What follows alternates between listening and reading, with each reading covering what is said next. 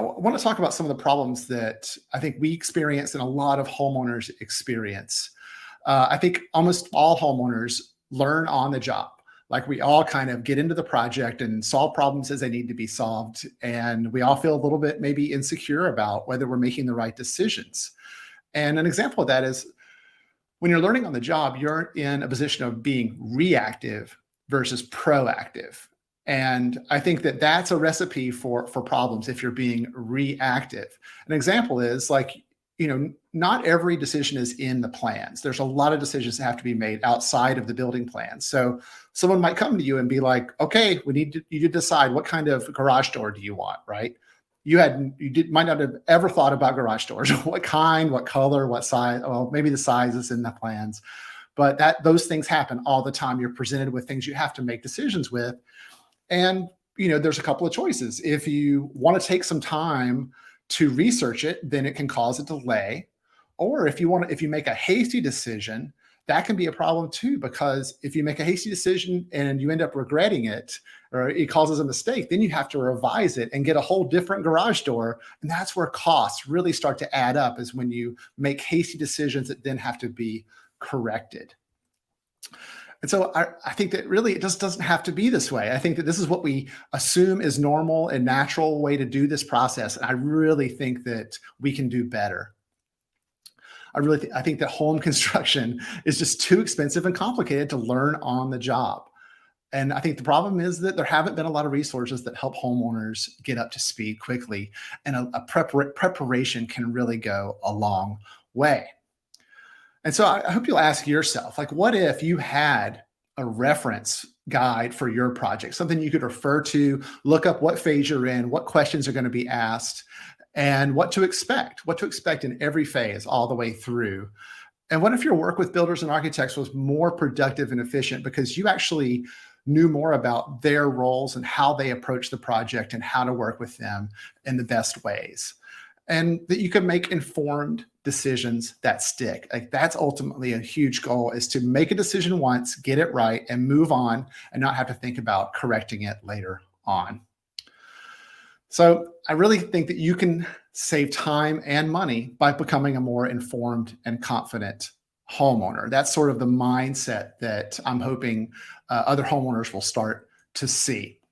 And a big part of that, obviously, is the money. Like everybody that is thinking about a custom home project is thinking about the money side of things. And today we're going to talk about cost per square foot, how builders bill and how that billing rolls up to a total cost of a project, and a couple of different pricing agreements that you're likely to see, like fixed price and cost plus, and then also construction loans, which a lot of homeowners use.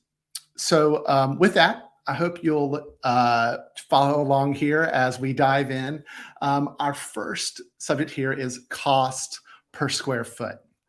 So this is something that anybody who has been interested in homes hears a lot about. What's the cost per square foot in your area? And it's a general estimate of the current home construction costs in a specific area. And really, it's one of the only ways to understand what's possible with a specific budget. There just aren't a lot of ways to try to come to that estimation of what's possible. So the way that it's calculated is pretty simple. You'll often hear it communicated in hundreds of dollars these days, in American dollars, usually in hundreds of dollars. And the people that know that number or have their finger on it are people like builders, banks, real estate agents, people who are involved in construction. And that number often comes from when a house is complete, looking back and saying, okay, what was the cost per square foot of that house? And how did that change from the house before it? And that informs the local industry about what that cost per square foot is. So it's a really pretty simple calculation. If you hear from a builder, well, right now the cost per square foot is about $500, and you plan to build a house that's about 2,000 square feet, you multiply 500 times 2,000, and you'll see that that's an estimate of about $1 million to build the house. Now, that's a very general number that you really can't depend on. And there's a lot of variables that go into that number. And I think it's important to understand what goes into those variables. So let's say that you're told $500 for cost per square foot. Now, the place where you're building might have a variety of houses, might have a variety of materials and skills. So in the same area, there might be a house that's $150 per square foot. There might be a house that's $200,000. I'm sorry, $2,000 per square foot. Like what makes that difference is the question here. So some things to think about. The type of home you want to build. The higher cost per square foot is usually going to be in fully custom homes. And that means having an original custom set of plans, starting from scratch, complete custom home. The next level is semi-custom, where maybe you're using off-the-shelf plans or maybe part of the building already exists. Then there's spec houses that maybe are being built for investments and resale, or modular homes that can have an effect. Cost per square foot is a very local thing, and that counts for your property as well as your region or area. So the local labor market, the transport costs to get to where you are. Living where we do on an island, that was a significant factor, is getting things onto the island. Your building site, how complicated the building site is, and market competition. And when we think about things like the $2,000 cost per square foot, which does happen, these are often homes where people are prepared to have the highest end home they can, the finest finishes, the rarest materials, the most complex designs. And so the more of that you have going into your home, the higher that cost per square foot is going to be. So once you're working with a builder, you'll be paying them. Most of your money will go through the general contractor in one way or another to build your home. And all that rolls up into the total cost of the home. So we're going to start really big picture here and thinking about what it takes to actually, how to think about the entire process. So usually the total cost of a new home is the project costs. So that's what it takes to actually build the house, plus the general contractor's fees. And so the way to think about this is that the total project cost is breaking even. That is what it takes to build with time and materials. If the house only breaks even, the general contractor does not earn a living. They don't get a salary. They don't pay for their business. So there's got to be a way for the general contractor to run their business. So that's where this general contractor fee comes in. Within the project costs, there's the big buckets here are time, which is the hours that humans spend working on the project, the team working on the project, and materials. So this is lumber, tools, things like that. So that's really the big things that go into the project cost. And then the fee is the general contractor's business operations, salary, overhead, that sort of thing. So how does a builder calculate their project or their fees? So usually it is a percentage of the total project cost. So for example, let's say that the project is $100,000.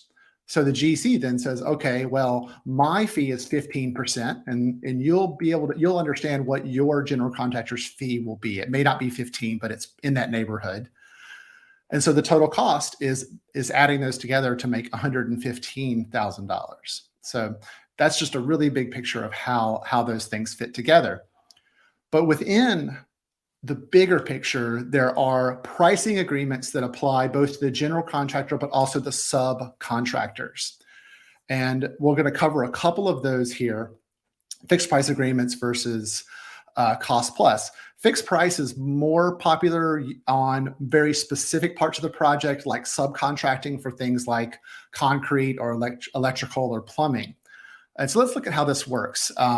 It really is not much different than what the title says. It really is the homeowner and contractor agreeing on a bid. So the contractor provides a bid on a project that will match the final bid. So you, as the homeowner, will pay the final bottom line in the bid. So here's how it works. So the general contractor or subcontractor reviews the building plans and then creates an estimate of project costs. They get an understanding of the time and materials required to do that. And then they offer a bid. And in that bid, there will be a listing of the final cost.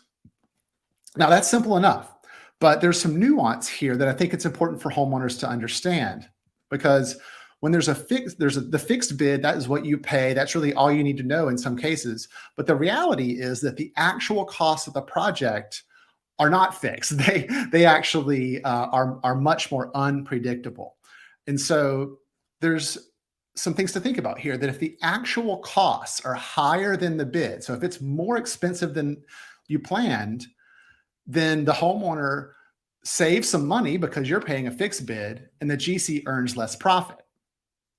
So the other side is also true, that if the actual cost is lower than the bid, if it's less expensive than planned, then the homeowner misses some of that savings that you could have had if you were paying the actual cost, and the GC earns more profit. And I'm not saying that's good or bad, but I think it's something to be aware of with fixed costs, is that the variability offers risks and rewards. And part of understanding fixed cost is that this may not be transparent to you. When you are in a fixed cost agreement, you may not know what the actual costs were, or who came out on top in this equation. And that's just kind of part of how this works. You get other things. For example, well, before we get there, let's talk about when this works best. Fixed cost works best when the details are clearly defined. And that means having a clear set of plans and a very clear scope of the project. And also when the contractor is very skilled at estimation, and it is a skill. Some people are good at it. Some people are not as good. It takes experience to be good at these kinds of estimations. So a quick summary about the fixed price. It's, the bid equals the final bill. That's very clear. There's less ambiguity. You know what you're going to get. Like, that is the thing. And then it makes for easier budgeting. It's more worry-free for the homeowner side. But there is some variability there that has less transparency. And compared to paying actual costs, you might miss some savings that you might not even know about. So, so that's fixed price. Cost plus is something you're more likely to see for bigger projects. This is more likely to be the general contractor doing the entire home kind of thing. So let's look at how this fits together. So homeowner and contractor agree on an estimate. So this is not a bid, it's an estimate. And that may be different than the final bill. You don't know what the final bill will be in this situation. You only have an estimate. So let's look at how this works. The general contractor reviews the building plans and creates an estimate, and that includes the project costs plus their fee. Now, the estimate is a prediction. It's not something that's written in stone, and the final bill, as I said, is not known ahead of time.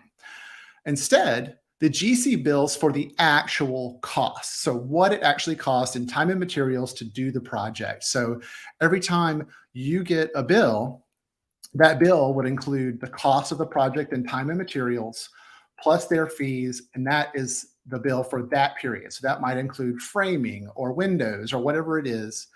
And the total project in a in a cost plus agreement is really just the sum of all of those bills that include what was actually done, like the actual cost. So this way, what's great about, I think, these cost plus agreements is that the billing is transparent.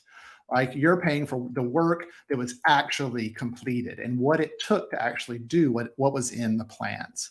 And so that's one of those kind of mindsets to keep in mind about these differences. So again, to sum it up, the cost plus agreements is based on an estimate and not a bid. The final cost may differ, and it reflects the actual cost of what it took, and it's more of a transparent way of billing. And I think that's really important to understand. And we've been talking about estimates, so this is a little bit of a detour, but I think it's important to understand the kinds of estimates that there are. There's a number of different ways to do estimations. I'm going to talk really quickly about a couple here: ballpark and a detailed estimate. So a ballpark estimate, as I'm sure you probably can assume, is really asking, like, is this possible? Somebody please just give me a number. Just give me a number that can help me understand, should I keep working on this or not? So this is where you start thinking about the cost per square foot for what you want to do. You might have a general contractor look at an early set of plans just to get a feel for it. Ballparks are off the cuff and not binding. Again, just trying to figure out, is this possible? By asking for a ballpark, it can be a way to evaluate builders and understand how they're thinking about your project. And generally, they're not time consuming to produce. They can be, like I said, more off the cuff. So that's a really simple style of it. But a detailed estimate is a different animal. And I think from working with builders, I think it's important that you understand what they actually have to do a full detailed estimate. So this is really, what will it take? What is this? How do you develop that prediction for this cost plus agreement? So this involves actual cost estimates, trying to estimate all the line items of all the things that are going to have to be built. This involves communicating with subcontractors and suppliers. It depends on really detailed plans of what will be built, and it requires rigor and effort on the part of the builder and or their team, and it's time consuming. It takes a lot of their time. So be aware when you're asking for a detailed estimate that it does take them time to do. And so here's what I mean. Here's a quick example. So let's say that a general contractor looks at the plans and you ask them for a detailed estimate. So they look at the plans and says, okay, the house needs a roof. The plans say the house is going to be a standing seam steel roof, and it's going to be 2,500 square feet. So then they go out to a roofer and maybe multiple roofers and say, would you like to bid on this project? Here's the plans. So the roofer says, yeah, sure, I'll do that. So they go out and estimate the time that's going to take them. They look at their materials, what might require them to contact their suppliers to get an estimate for what they need. And then they create a bid for that project. And again, this might happen for multiple roofers who bid on a single project. So then once the bid comes back to the general contractor, it becomes a line item in the detailed estimate. So that's just one thing. That's the roof. The contractor then has to do the same thing for all of the other things that are going to happen on the project. And remember, this is an estimate. This is not you might not work with this general contractor, but they're putting together all of this stuff to get to that estimate.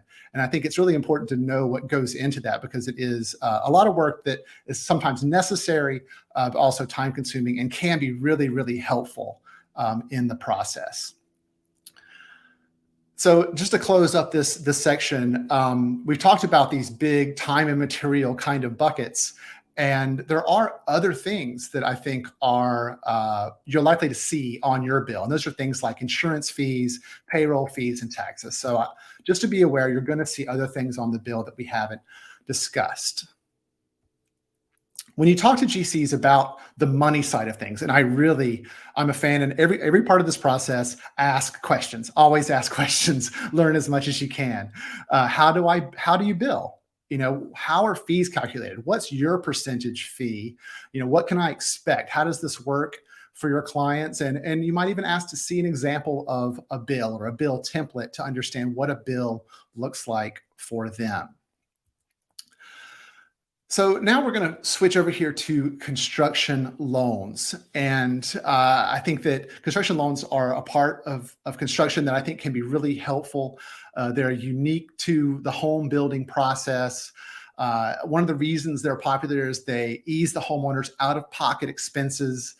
And before we dive in here, I want to say construction loan policies can differ across lenders. This is just a typical example. So be sure to talk to your lender or bank about what their policies are. So here's the basic idea of how it works. Is a homeowner gets a loan with a bank, which happens all the time, but there's some differences. In this case, the homeowner does not access the money directly. You don't move money into your account. Instead, the bank manages the loan. So with the bank managing the loan, then the builder starts the project, and as phases are complete, the builder wants to be paid. So they send an invoice. The invoice goes to both the bank and the homeowner, who sign off on it, but the bank wants to be sure that the work was actually completed. So they send an inspector to the site to review what's been built. And if the work has indeed happened as planned, it's approved, and then the bank pays the builder's invoice from the loan.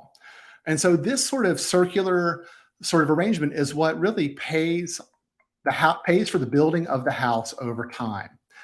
And part of what makes this work is that in most of these situations, the homeowner pays only interest during construction. So this is what keeps some of the money in your pocket, is you're not having to pay principal and interest on the construction loan during construction.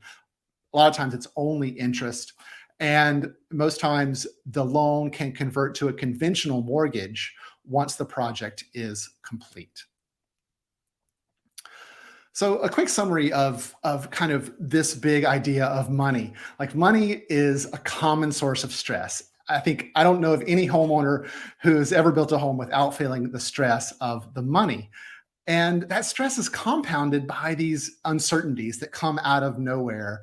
And you feel like that you're being surprised by the money you have to spend. And I think there's the potential for relief in having realistic expectations and a clear understanding of the process and what to expect on a phase by phase basis. So that's really the budgets, bills, and bids section here. I'm going to quickly just switch over and look really quickly at the Navigator course. We'll just look at one chapter of 50 chapters and look at how it's organized and some diagrams and documents. So let me just switch over to sharing a different screen here. This should be, take just a second here. Okay, so you should be seeing a white background with heating, ventilation, and cooling. Another really sexy and exciting subject for this webinar, but HVAC is very important. It's very important to understand. And what we're seeing here is on the left side is the chapter list divided into sections that generally follow the flow of a construction project. And, building a home, we've really tried to capture almost everything we can, and it creates a lot of information. So we've added these links at the top of the bigger chapters that allow you to jump right down to specific parts of the chapter. So this goes back to this being like a reference, right? It's not a course that you necessarily should start at the beginning and go all the way through. It's really like it's there when you need it, right? If you want to learn about heat pumps, you click heat pumps, it jumps you down, and then there's custom diagrams. These are diagrams. There's over 100 of these, and they were personally created by me. And they hopefully add a visual element to understanding some of these ideas. So I'm going to just scroll up here and show you a couple of things. So these callouts are where we interviewed multiple homeowners for this project who recently completed homes or are in the middle of building a home, and asked them about what they were learning. So the course doesn't include just our experience and perspective, but the experiences and perspectives of lots of homeowners, but also builders and architects. So I'm going backwards here, scrolling up, but just to give you a feel for the images and diagrams that explain things like radiant heats, how to think about zoning, that sort of thing. As we get up here to the top, you can see that there's a what we call a cheat sheet. So there's a number of these downloadable PDFs where we've summarized what's in the chapter, so you can download it, print it, make notes on it, and keep it with you outside of the course. So I'm going to go ahead and click on this. I believe you can see this. Actually, I'll share this tab instead. I believe you can see it here. So this is what the cheat sheet looks like for HVAC.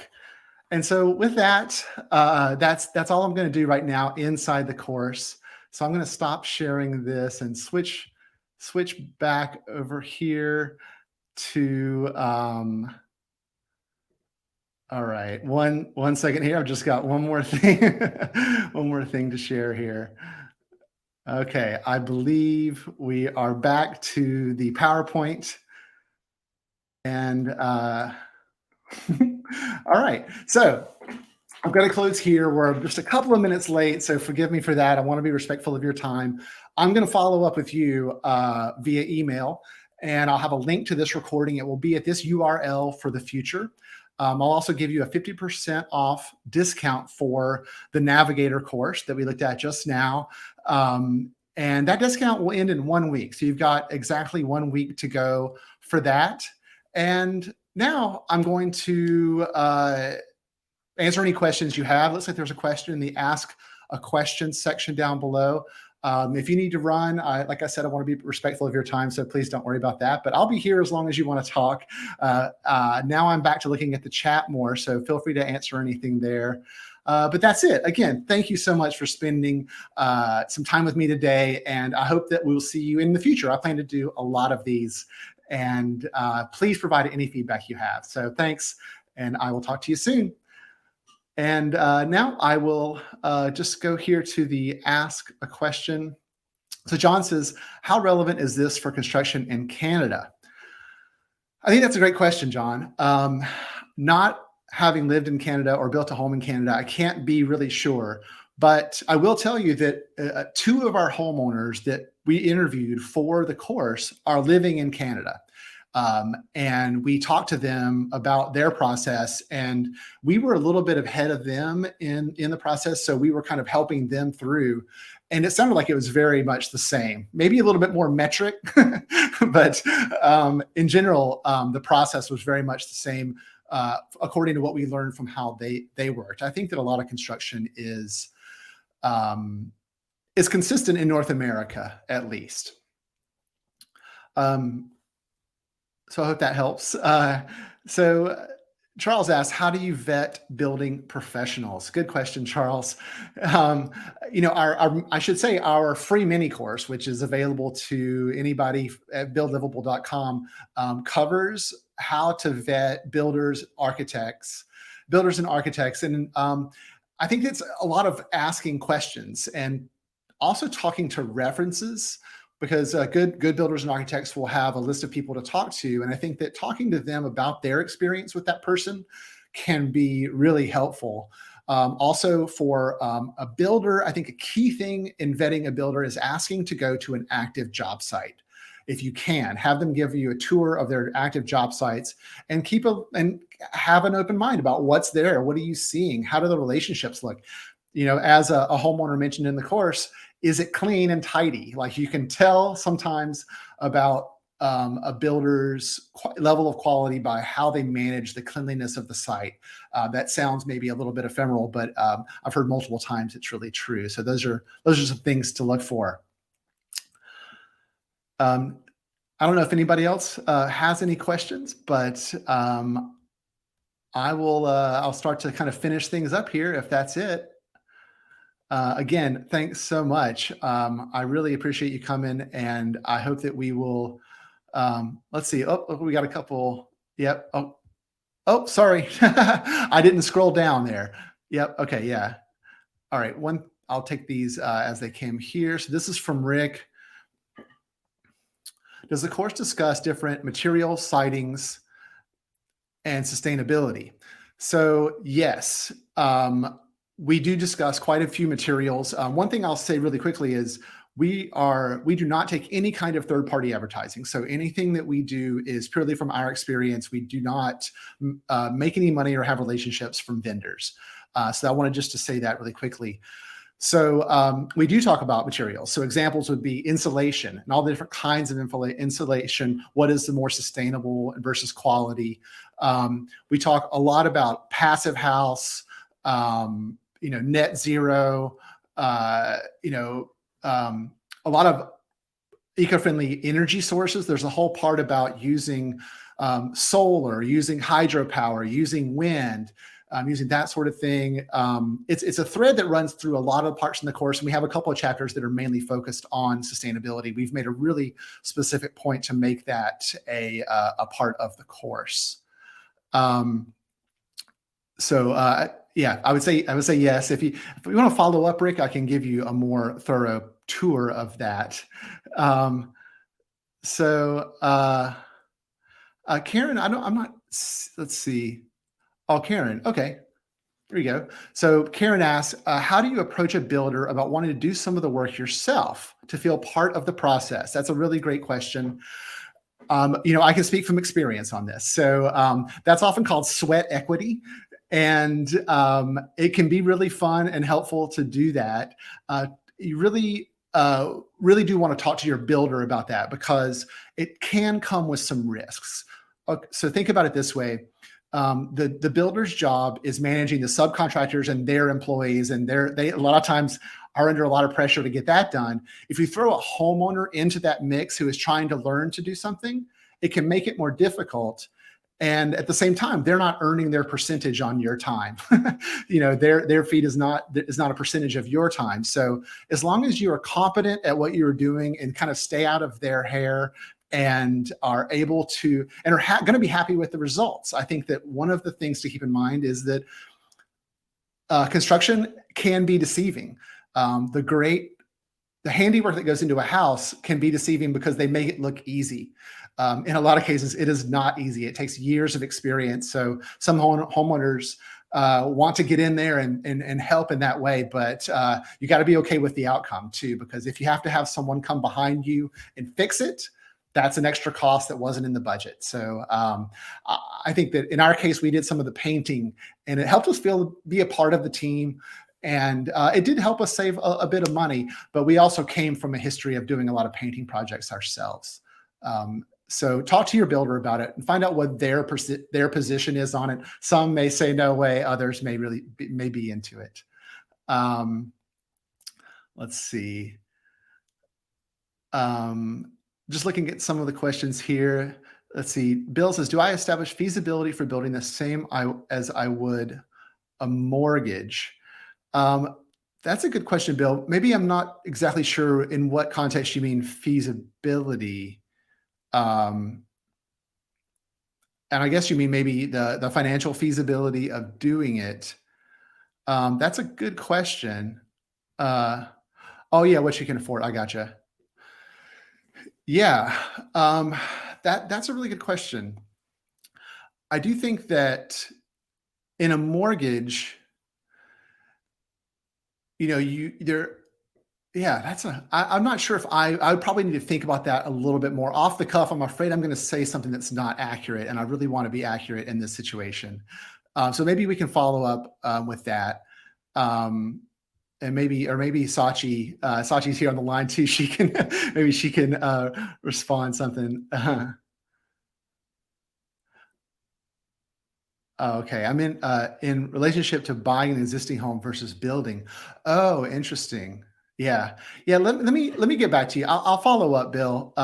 That's something I need to think about a little bit more. Let's see if, oh yeah, Michael here says that I joined later since I expected building a place in the San Juans. Oh, that's great. That's where we live too.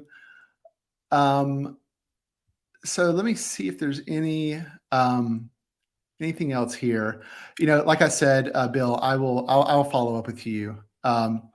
But yeah, I think that's it for now. I really appreciate you guys being here. You can always reach out to me at lee@buildlivable.com. And anytime you receive an email from me, you can always just reply and I'll see it and get right back to you. So again, thanks so much for coming. I hope you have a great day and we will talk again soon. Bye-bye.